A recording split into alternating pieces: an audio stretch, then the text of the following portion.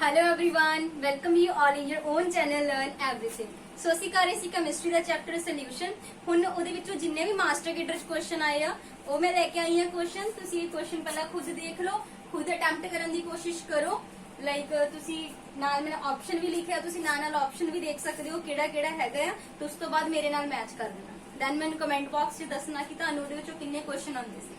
ठीक है, क्योंकि आप सारा सोल्यूशन कर लिया है चैप्टर ते हुण असी मास्टर किट दे क्वेश्चन देखांगे। So you can take the screenshot और you can pause the video to do this सम।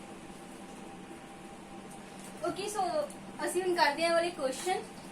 पहला सिंपल बिल्कुल कर लेंदे आ, जिद्दां the pair of benzene and toluene show कि जिहड़ा टोलीन ते बेंजीन हैगा आ वो की शो करदा, positive deviation from Raoult law, negative deviation from Raoult law, no deviation from Raoult law या irregular deviation from the Raoult law. ਅਸੀਂ ਕੀਤਾ ਸੀ ਨਾ ਆਈਡੀਅਲ ਨॉन ਆਈਡੀਅਲ ਸੋਲੂਸ਼ਨ। ਜਿਹੜੇ ਆਈਡੀਅਲ ਸੋਲੂਸ਼ਨ ਸੀ ਇਹ ਡਸਨਟ ਸ਼ੋ ਐਨੀ ਡੇਵੀਏਸ਼ਨ, ਠੀਕ ਹੈ, ਬਟ ਜਿਹੜੇ ਨॉन ਆਈਡੀਅਲ ਆ ਉਹ ਪੋਜ਼ਿਟਿਵ ਜਾਂ ਫਿਰ ਨੈਗੇਟਿਵ ਡੇਵੀਏਸ਼ਨ ਸ਼ੋ ਕਰਦੇ ਸੀ। ਐਂਡ ਉੱਥੇ ਐਗਜ਼ਾਮਪਲ ਕਰਵਾਈ ਸੀ ਮੈਂ ਤੁਹਾਨੂੰ ਬੈਂਜ਼ੀਨ ਤੇ ਟੋਲੀਨ ਦੀ। They are very similar, both are non polar and also similar to their masses, so they will no show any deviation from the rod law। So third answer आएगा। ये master गेटर question सी। Next है osmosis.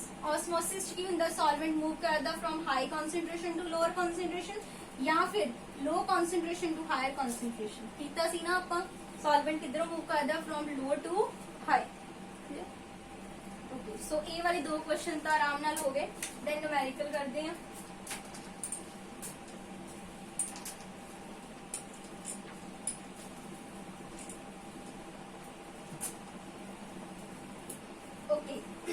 First वाला numerical देखते हैं।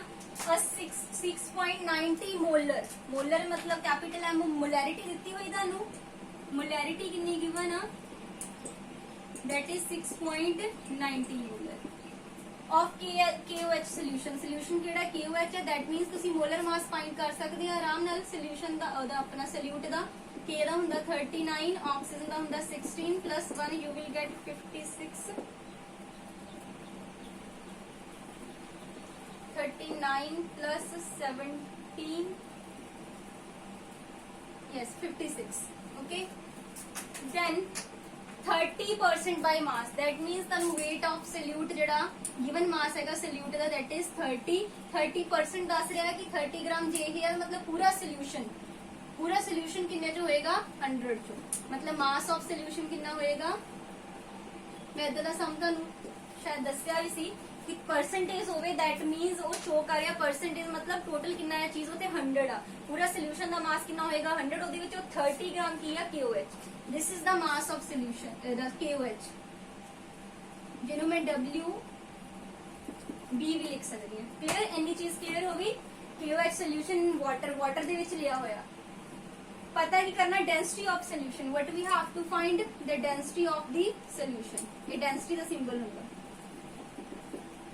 Okay, so ਅਸੀਂ ਹੁਣ ਫਾਰਮੂਲਾ ਯੂਜ਼ ਕਰਦੇ ਆ ਗਿਵਨ ਡਾਟਾ ਤੇ ਜੋ ਸਾਨੂੰ ਨਹੀਂ ਪਤਾ ਉਹਨਾਂ ਵਿੱਚ ਕੀ ਇੱਕ ਫਾਰਮੂਲਾ ਹੈਗਾ ਮੋਲੈਰਿਟੀ ਦਾ। ਤੁਹਾਨੂੰ ਪਤਾ ਮੋਲੈਰਿਟੀ ਦਾ ਫਾਰਮੂਲਾ ਕੀ ਹੁੰਦਾ, is equal to number of moles of solute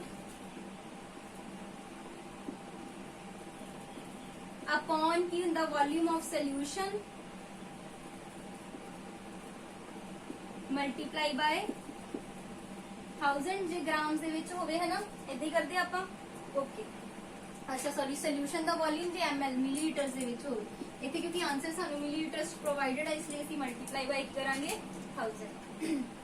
okay, ਸੋ ਹੁਣ ਦੇਖਦੇ ਆ ਨੰਬਰ ਆਫ ਮੋਲਸ ਕੱਢ ਲਈਏ ਪਹਿਲਾਂ ਸੋਲਿਊਟ ਦੇ। ਕਿੱਦਾਂ ਕੱਢੀ ਦੇ, number of moles given mass upon molar mass. Given mass ਕਿੰਨਾ ਸਾਨੂੰ 30, ਮੋਲਰ ਮਾਸ ਕਿੰਨਾ ਆ ਗਿਆ 56।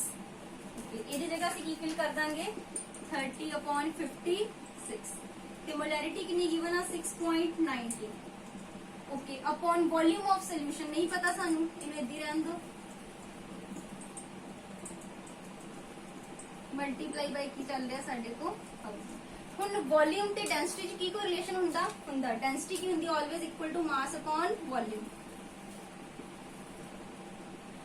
डेंसिटी ऑफ सोल्यूशन की होएगी volume of mass of solution upon volume of solution. ठीक है, सोल्यूशन दी केस दी गल करनी। डेंसिटी सानू सोल्यूशन दी पता करनी है ना, ਤੇ ਵੋਲਿਊਮ ਇੱਥੇ ਬਟ ਫਾਰਮੂਲੇ 'ਚ ਮੇਰੇ ਕੋ ਕੀ ਹੈ ਵੋਲਿਊਮ ਆਫ ਸੋਲੂਸ਼ਨ ਇਹ ਫਾਰਮੂਲਾ ਕੀ ਬਣ ਜਾਏਗਾ ਮੈਂ ਵੋਲਿਊਮ ਇੱਥੇ लगाऊंगी implies to volume is equals to ਕੀ ਬਣ ਜਾਏਗਾ mass upon density ठीक है सो मैं वॉल्यूम की जगह लिख सकती mass upon density mass solution दा अपॉन डेंसिटी उल्टे के ऊपर चल जाएगी डेंसिटी सोल्यूशन दी क्लियर मास सोल्यूशन दा कितना है मास ऑफ सोल्यूशन इज 100 ये 56 है नीचे ठीक है अरेंज कर लेना चीज़ क्लियर हो गया सो 20 ना 20 कट इधर असं मल्टीप्लाई करांगे इतना है मेरे को 6.90 ये मैं लिख सकती हूँ 690 by 100 is equals to 30 upon 56 20 ਨਾਲ 20 ਕੱਟ ਹੋਈ ਸੀ ਇੱਥੇ ਇੱਕ 0 ਰਹਿ ਜਾਏਗੀ ਤੁਸੀਂ ਇਹਨੂੰ ਇੱਧਰ ਮਲਟੀਪਲਾਈ ਕਰੋਗੇ you will get 690 into 56 is equals to ਆ ਜਾਏਗਾ 3000 ਨਾਲ ਕੀ ਚੱਲ ਰਿਹਾ ਸੀ ਸਾਡੇ ਕੋਲ ਡੈਂਸਿਟੀ तो ਇੱਥੋਂ implies to density ਕੀ ਹੋ ਜਾਏਗੀ ਇਹਨੂੰ ਤੁਸੀਂ ਮਲਟੀਪਲਾਈ ਕਰਨਾ ਚਾਹੇ ਤੁਸੀਂ 3864 ਦਾ ਡਾਲੇ ਤੁਸੀਂ ਇੱਕ ਵਾਰੀ ਖੁਦ ਕਰ ਲੈਣਾ ਇਹਨੂੰ ਡਿਵਾਈਡ ਕਰੋਗੇ 1.288 ਠੀਕ ਹੈ ਇੱਕ ਵਾਰ ਤੁਸੀਂ ਇਹਨੂੰ ਖੁਦ ਮਲਟੀਪਲਾਈ ਕਰ ਲੈਣਾ ਕਿ ਕਰਕੇ ਕਿੰਨਾ ਆਂਦਾ ਆ 6 ਓਕੇ 69 ਇੱਥੇ 0 ਨਾਲ 0 ਕੱਟ ਹੋ ਜਾਏਗੀ ਨਾ ਇੱਧਰ ਜਾ ਕੇ ਬਣ ਗਿਆ 3000 ਓਕੇ ਸੋ ਇਹਨੂੰ ਤੁਸੀਂ ਡੈਂਸਿਟੀ ਆ ਇੱਧਰ ਮਲਟੀਪਲਾਈ ਕਰਕੇ ਇਹਨੂੰ ਡਿਵਾਈਡ ਕਰ ਲੈਣਾ you will get 1.288 B option is answer मैं एक बार फिर समझा देनी है उन्हें बोलिया कि 6.90 मोलर KOHC सोल्यूशन साडे को दैट मींस मोलैरिटी सानू गिवन सीगी 30% बाय मास सीगा KOH दा यानी सोल्यूट सानू कितना दित्ता हैगा 30 ओदा मास कितना ही 30 मोलर मास ਅਸੀਂ ਕੱਢ ਲਿਆ ਸਾਨੂੰ ਕੱਢਣਾ ਆਂਦਾ परसेंटेज ਦੱਸਦੀ ਕਿ ਮਾਸ ਕਿੰਨਾ ਟੋਟਲ ਸੋਲੂਸ਼ਨ ਦਾ ਹੋਏਗਾ 100 ਕਲੀਅਰ ਫਾਰਮੂਲਾ ਲਾਤਾ molarity the number of moles कितना ਕੱਢਦੇ given mass upon molar mass नीचे वॉल्यूम ऑफ सोल्यूशन वॉल्यूम की जगह फार्मूला की बनेगा mass upon density mass density उल्टे के ऊपर चल गया नाल 1000 इतनी बस इधर उधर मल्टीप्लाई किया and you will get answer okay so ये न्यूमेरिकल भी मास्टर गेटर च आया होना सी मोलैरिटी दे विच मैं तुहानू किहा सी न्यूमेरिकल जरूर आंदा आ सोल्यूशन चैप्टर च इसलिए ਅਸੀਂ ਇਹਨੂੰ ਇਗਨੋਰ ਨਹੀਂ ਕਰ ਸਕਦੇ next is if 20 gram of naphtholic acid is dissolve in 50 gram of benzene 20 gram naphtholic acid यानी कि वेट ऑफ सोल्यूट ਤੁਹਾਨੂੰ ਕਿੰਨਾ ਗਿਵਨ ਆ 20 ग्राम मोलर मास सोल्यूट ਦਾ ਕਿੰਨਾ ਗਿਵਨ ਆ ਇਹਨੂੰ ਕਰਕੇ ਦੇਖਦੇ ਹਾਂ 12 into 11 plus 8 plus 32 you will get 2 3 132 8 and 32 2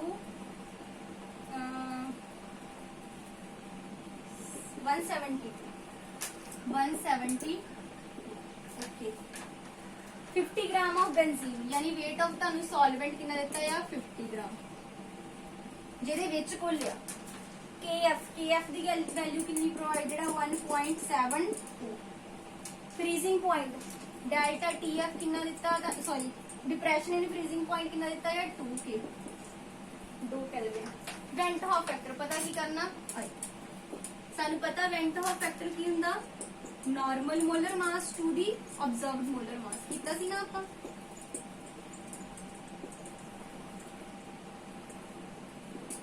ठीक है नॉर्मल मोलर मास कितना साडे कोल 172 ऑब्जर्व्ड आपां कढ लैने की फार्मूला हुंदा डेल्टा TF दा is equals to KF molality into molality की हुंदी number of moles solute they given mass upon molar mass नीचे की हुंदा weight of solvent multiply by 1000 KF the value कितनी प्रोवाइडेड है सानू 1.72 multiply by weight of solvent कितना provided है 20 मोलर मास ਅਸੀਂ ਕੱਢਣਾ ਇੱਥੇ ਕੈਲਕੂਲੇਟਡ ਕੱਢਣਾ ਨਾ ਸੀ ਵਾਲਾ मोलर मास कैलकुलेटेड ऑब्जर्व करके कितना आया वही ਇੱਥੇ ਫਿਲ ਕਰਾਂਗੇ डेल्टा A ਦਿੱਤਾ है 2 MB ਇੱਧੇ ਰਹੇਗਾ WA 50 ਦਿੱਤਾ ਪਿਆ ਮਲਟੀਪਲਾਈ ਬਾय 1000 MB जाके इधर ले जाओ 2 नीचे आ जाएगा ठीक है ये 100 नाल कट हो जाएगा एंड इथे आ जाएगा 172 डिवाइड बाय 100 मल्टीप्लाई बाय 20 ठीक है जी 2 0 ना 2 0 कट हो जाएगी इथे आ जाएगा ਤੁਹਾਡੇ को 172 into 2 ये आ गया पुट कर दिए इथे 172 into 2 170 ने कटिया गया 1/2 is equals to 0.5 so this is a vector of factor 0.5 clear वही फॉर्मूला लास्ट वीडियो च कीता ही ना कि the normal molar mass to the observe normal सानू पता है ਉਹ ਗਿਵਨ ਫਾਰਮੂਲੇ ਤੋਂ ਸਾਨੂੰ ਨਾਰਮਲ ਮੋਲਰ ਮਾਸ ਪਤਾ ਰਹਿਣਾ, ਪਰ ਆਬਜ਼ਰਵ ਕਰਕੇ ਮੋਲਰ ਮਾਸ ਕੁਝ ਹੋਰ ਹੀ ਹੈਗਾ, ਦੇਖੋ ਵੱਧ ਗਿਆ। ਠੀਕ ਆ, ਇਹਦੇ ਕੇਸ ਦੇ ਵਿੱਚ ਕਲੀਅਰ। ਸੋ ਇਹ ਚੀਜ਼ ਹੈ, ਇਦਾਂ ਨੂਮੈਰੀਕਲ ਆਣੇ ਆ ਪੇਪਰ 'ਚ, ਇੱਕ ਸਿੰਪਲ ਕੁਐਸਚਨ ਆਏਗਾ, ਇੱਕ ਨੂਮੈਰੀਕਲ। ਅਸੀਂ ਸਾਰਾ ਕੁਝ ਹੀ ਸੋਲੂਸ਼ਨ ਦੇ ਵਿੱਚੋਂ ਕਰ ਲਿਆ, ਤੁਹਾਨੂੰ ਕਿੱਥੋਂ ਮਰਜ਼ੀ ਉਹ ਪੁੱਛ ਲਵੇ, ਤੁਹਾਨੂੰ ਇੱਕ ਵੇ ਆਣਾ ਚਾਹੀਦਾ ਕਿ ਕਿੱਦਾਂ ਇਹਨਾਂ ਨੂੰ ਸੋਲਵ ਕਰਨਾ। ਠੀਕ ਹੈ, ਸੋ ਇਹ ਕਰ ਲੈਣਾ ਮਾਸਟਰ ਕਿਡੋ ਦੇ ਸਾਰੇ question. Thanks for watching the video.